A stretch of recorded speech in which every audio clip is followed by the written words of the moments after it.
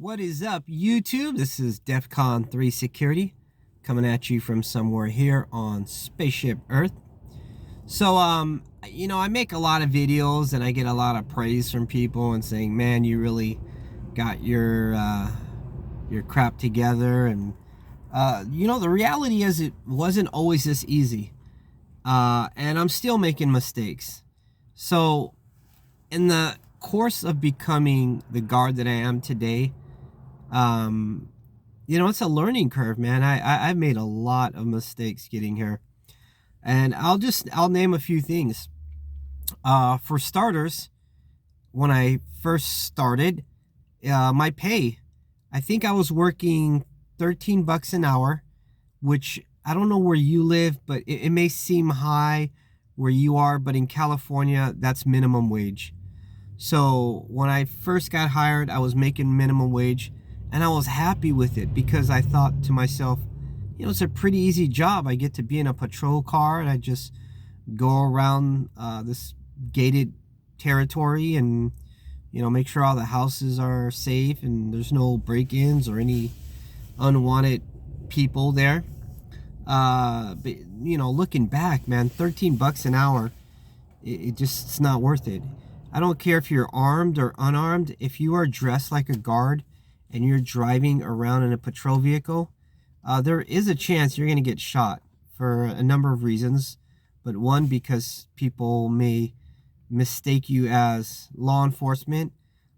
They may just have some gripe against you, or they may want to commit some crime and you are the only barrier between them and their treasure chest. So at $13 an hour, it's certainly, it's just not worth the hassle.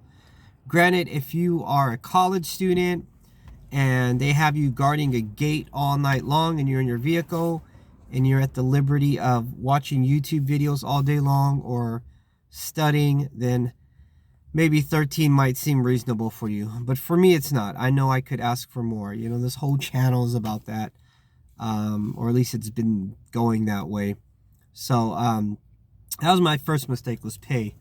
My second mistake was taking a company's at their word. So when I became armed, my starting pay was $15 an hour.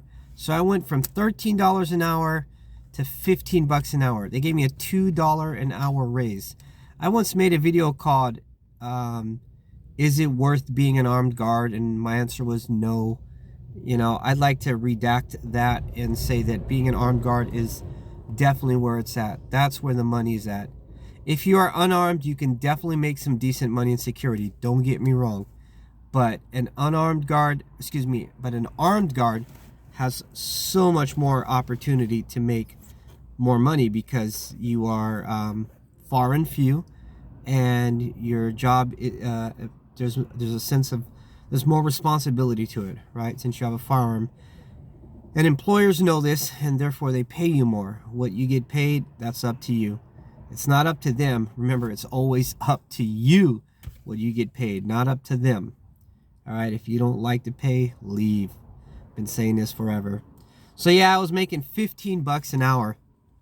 And what sucked was there would be certain days where they would put me on a post. Well, when I got my first paycheck, I'm like, wait a minute, this doesn't add up. If I'm making $15 an hour, why is it less? And then I realized certain posts, they will pay me $15 an hour, and other places, they will give me $13 an hour.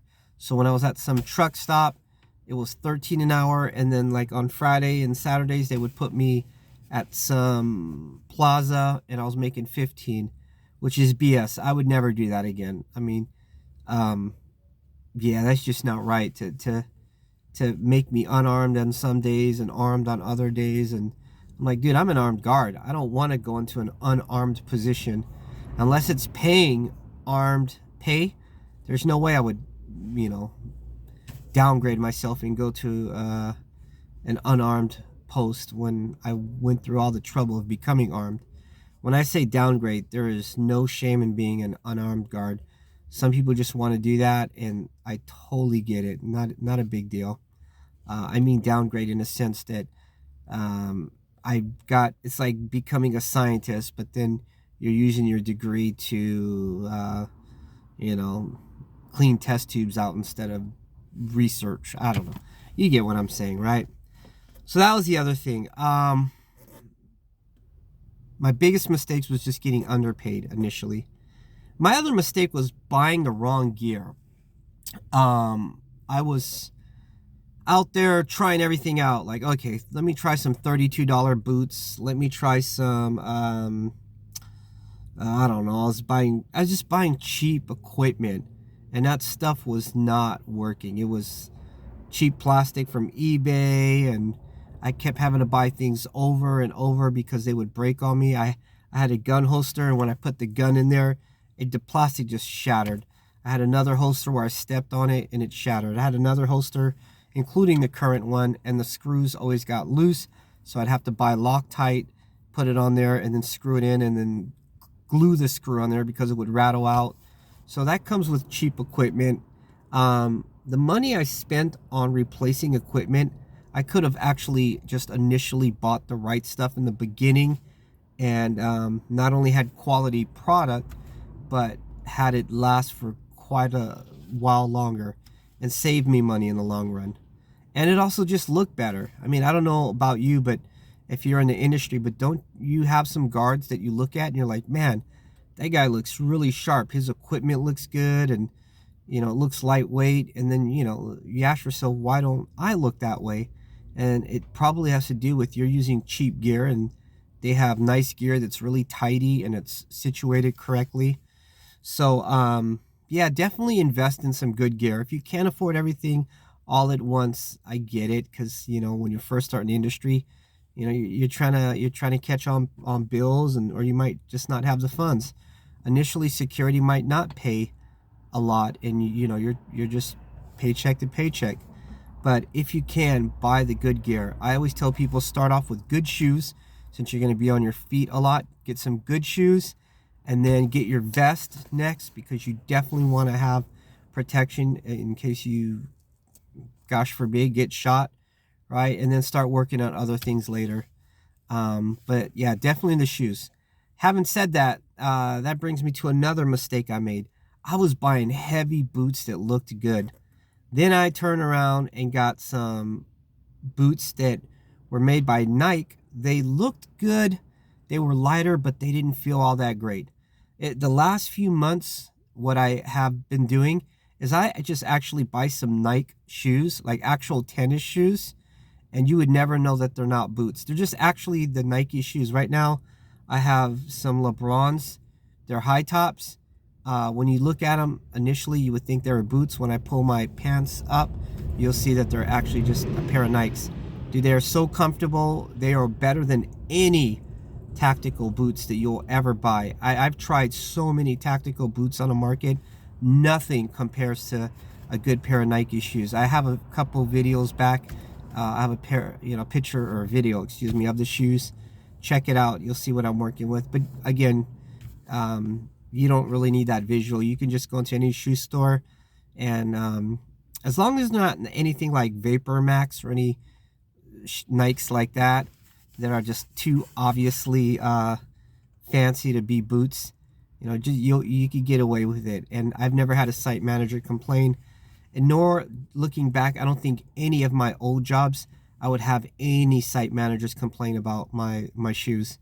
Remember, at the end of the day, if you're on your feet for the duration of the day, you're going to need to have comfortable shoes. You want to have light shoes that are comfortable in case you have to run.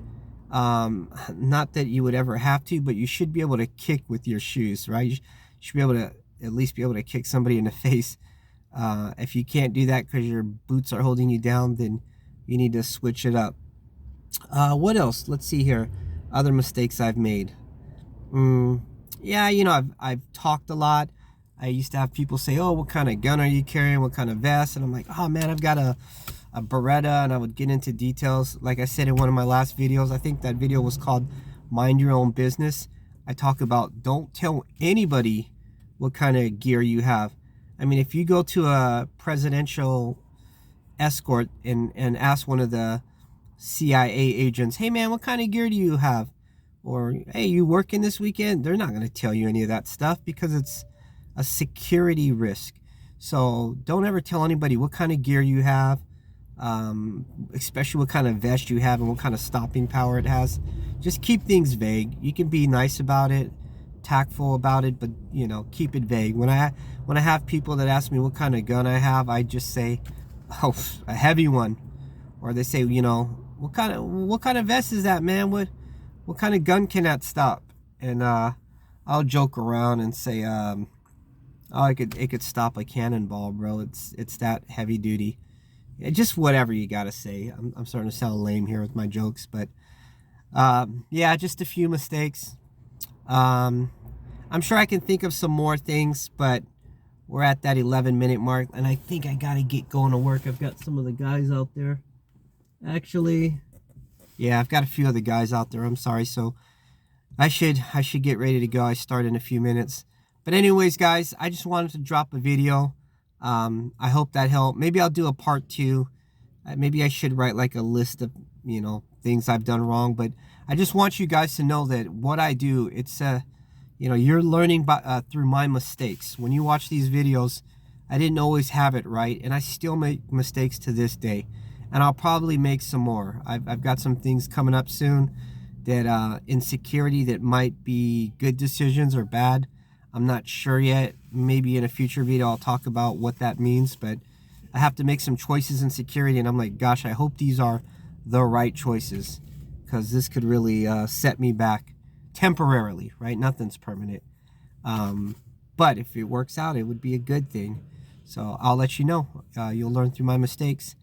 Anyways, guys, hey, it's a beautiful Saturday here. Enjoy your weekend if you're watching this on the weekend. Hang in there. I know sometimes the road is tough for people. I read these comments all day. I hear a lot of people struggling and just trying to make it through, but the road is long. The journey is long. You're going to hit a lot of bumps. But ultimately, those baby steps count, right? The whole idea for all of us is to get to that financial freedom where we do not have to deal with this daily grind. Anyways, you know your worth, you know your value, value your time. Above all, be safe.